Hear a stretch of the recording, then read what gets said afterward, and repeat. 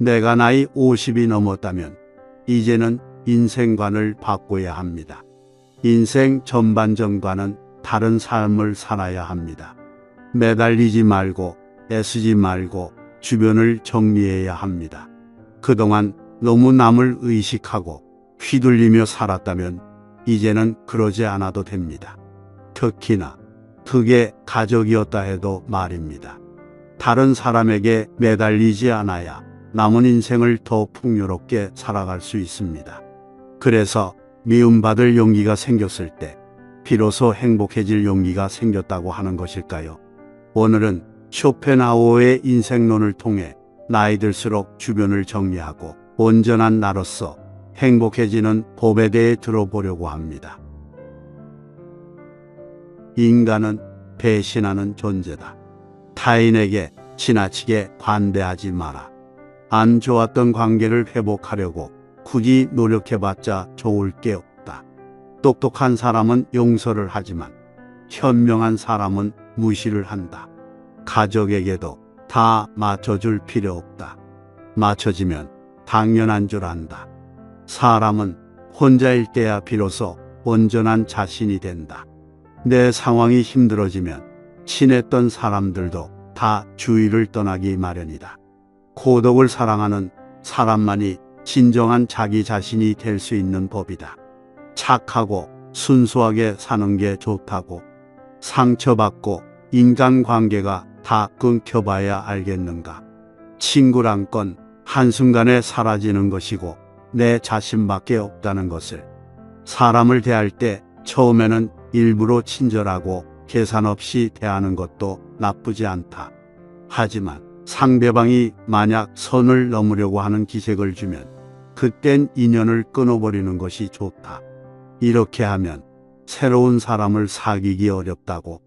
쇼펜하우어에 따르면 인간은 태생부터 고독한 존재이고 모든 고통과 번뇌의 원인이 타인과의 관계에서 오는 거라고 한다.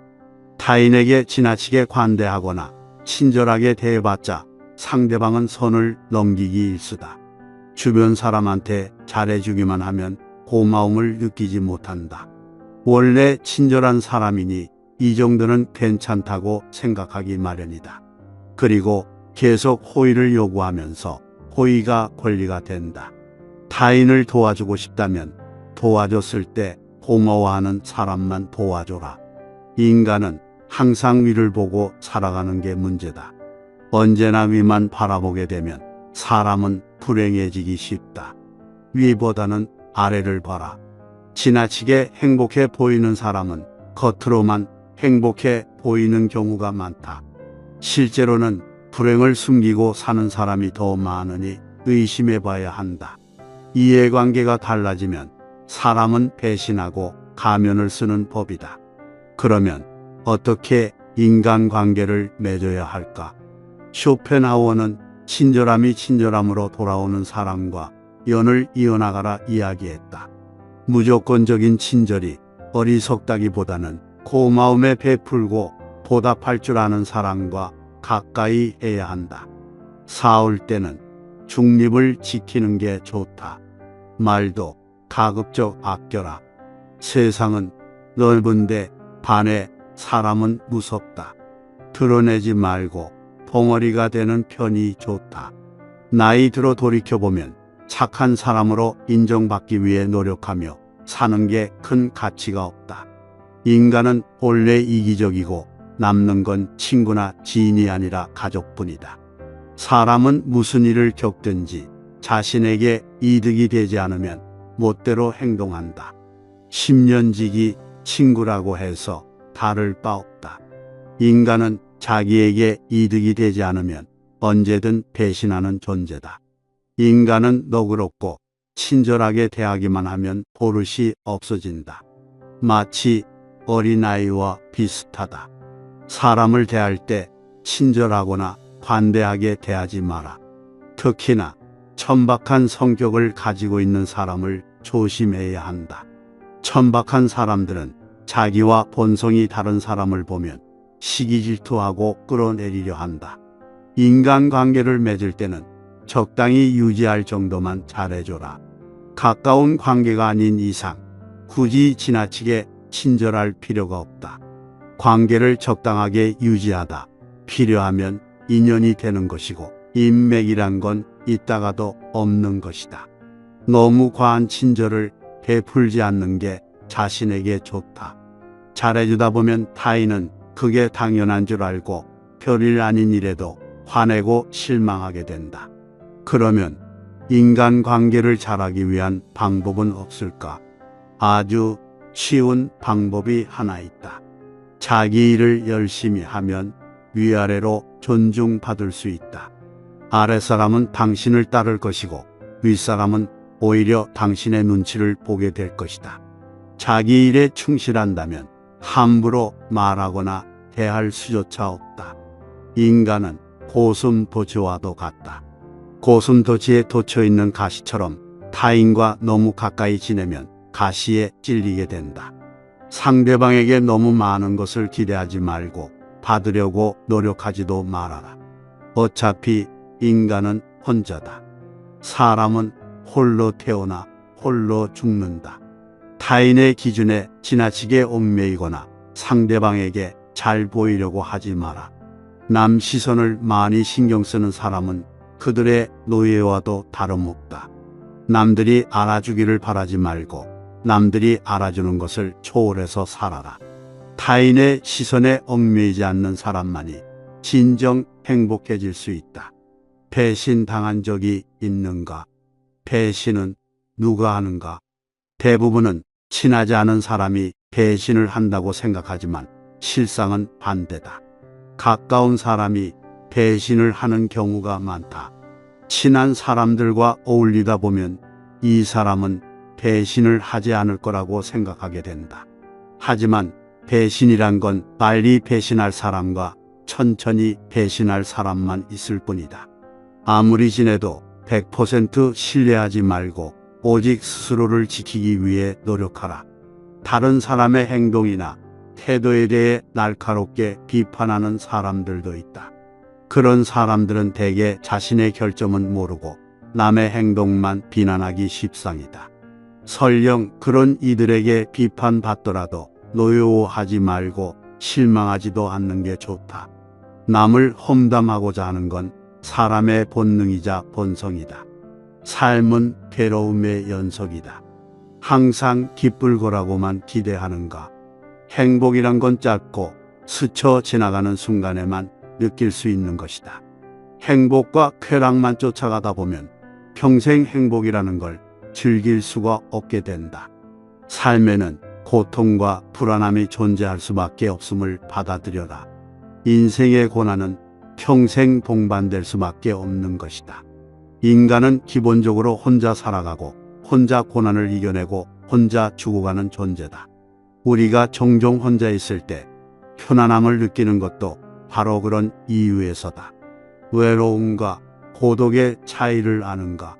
외로움은 혼자 있을 때의 고통을 나타내는 단어인 반면 고독은 혼자 있을 때의 순간이 인간에게 편안하다는 것을 나타내기 위한 단어다. 사람은 다른 사람의 시선을 신경 쓰며 타인처럼 살기 위해 인생의 4분의 3을 잃어버린다.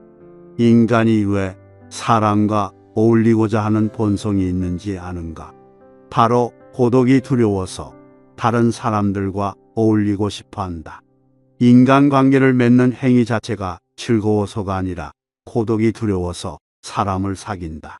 나약한 사람들은 자신의 운명을 한탄하며 고독을 즐기는 법을 모르고 사람들만 사귀러 다닌다. 모든 인간은 고독 속에 태어난다. 그리고 고독 속에서 사교 활동을 하려고 하는 존재다. 그렇다면 고독이란 무엇인가? 고독은 인간이 자신의 자아를 발견하고 인생의 의미를 깨닫는 과정이라고 보면 된다. 이제 사람을 대할 때 왜 지나치게 관대하거나 친절할 필요가 없는지 알았는가?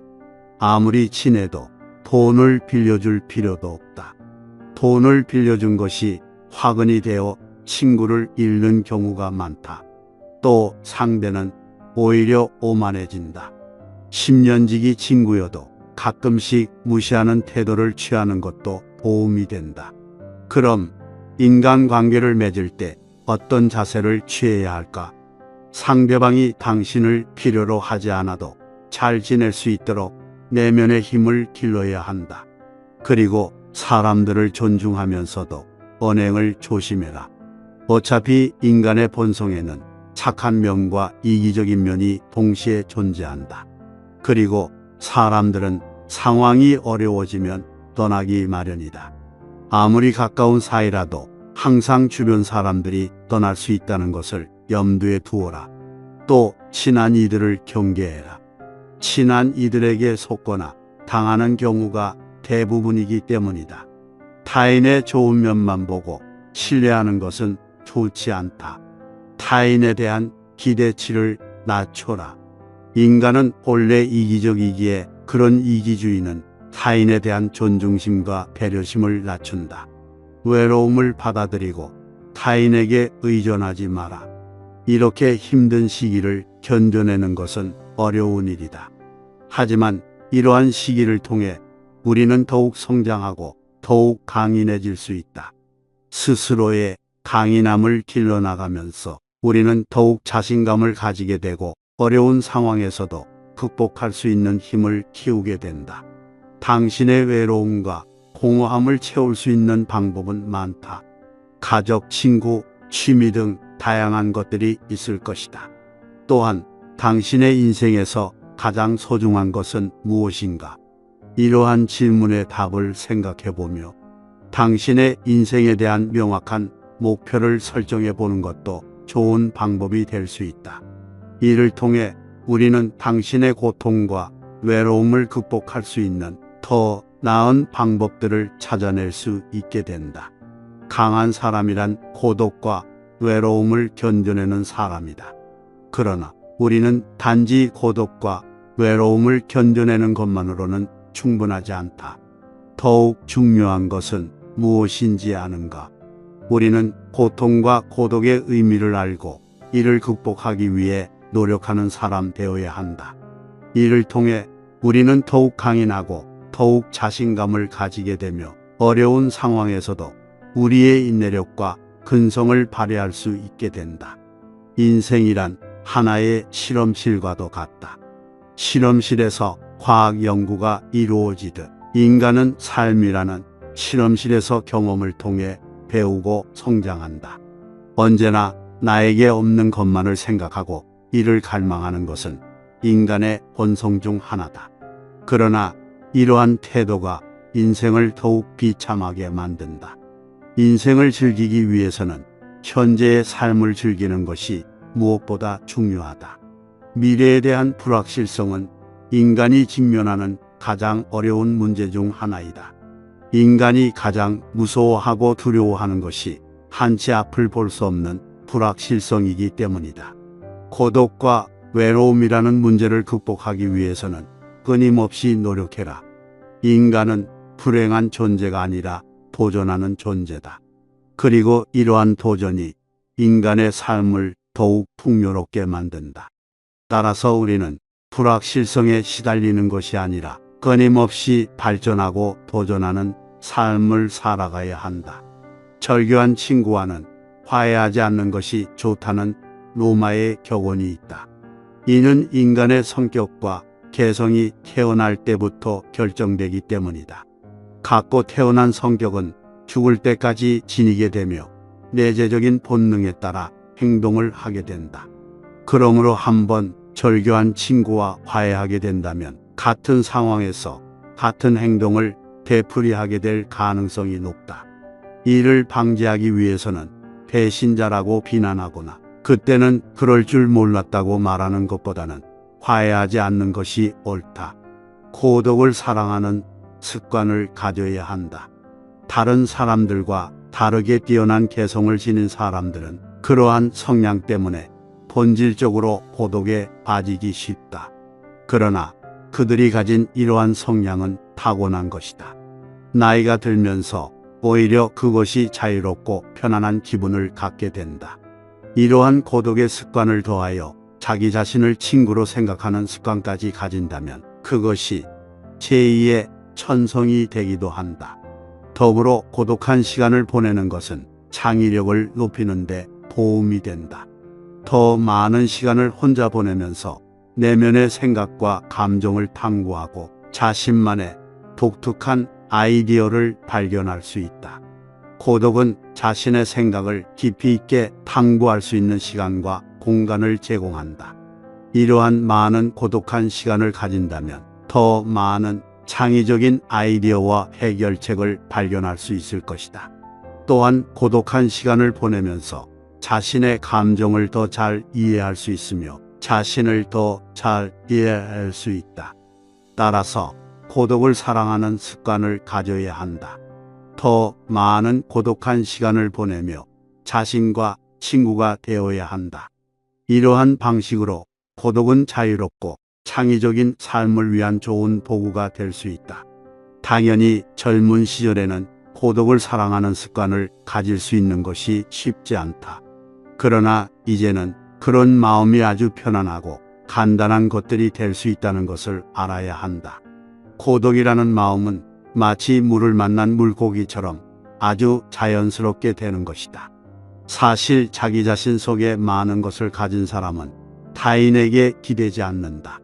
내면의 자아가 텅 빈 사람일수록 외부에서 끊임없는 자극을 구하려 한다.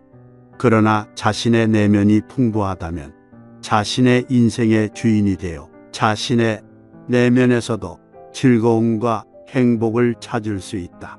이를 통해 자기 자신을 이해하고 자신의 감정을 인식하고 자신의 생각을 이해할 수 있다. 그리고 외부 세계와 상호작용할 때 더욱 성공적이고 만족하는 인생을 살아갈 수 있다. 우리는 종종 인생에 대해 불평하지만 이것이 인생의 최고의 기회와 선물이 될 수도 있다. 인생을 살아가는 재미와 의미를 발견할 수 있다.